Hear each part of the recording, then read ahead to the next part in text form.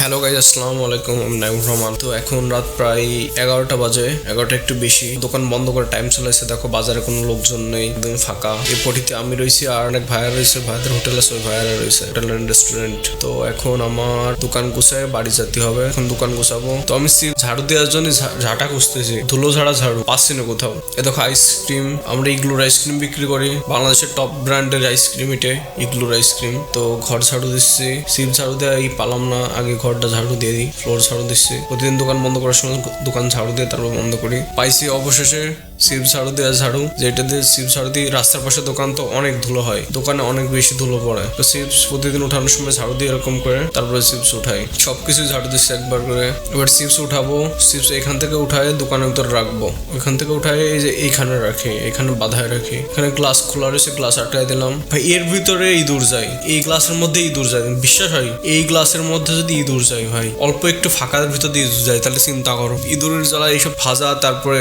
Noodles এগুলো খাই ফেলা দেয়। চিপস আমি এইভাবে এখান থেকে উঠায় দোকানের ভিতরে এখানে রাখি সবগুলো। এই যে ফ্রিজ উঠাচ্ছি দোকানের মধ্যে, ফ্রিজ উঠাতে একা একা ফ্রিজ উঠাতে খুবই কষ্ট হয়, ধাক্কা দেওয়া যায় না, তারপর একা একা ধাক্কা দিতে হয়। আইসক্রিম আসছে, তো নতুন আইসক্রিম আসছে দেখে ফ্রিজ আরো ভার হয়ে গেছে, পাতলা থাকলে এমনি এমনি নিজে নিজে করা যায়।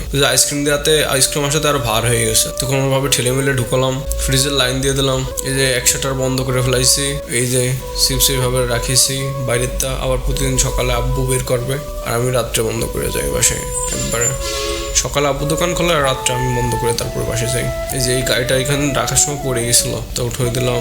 দেখো লাইট টাইট অফ করে এখন দোকান বন্ধ করবো। দোকান বন্ধ করার জন্য বাইরে বের হচ্ছে। ফ্রিজটি রাখার পর দোকান থেকে বাইরে বের হওয়া একটু কষ্ট হয়ে যায়, চাপা জায়গা হয়ে যায়, তো এগুলো ভিতরে রাখবো।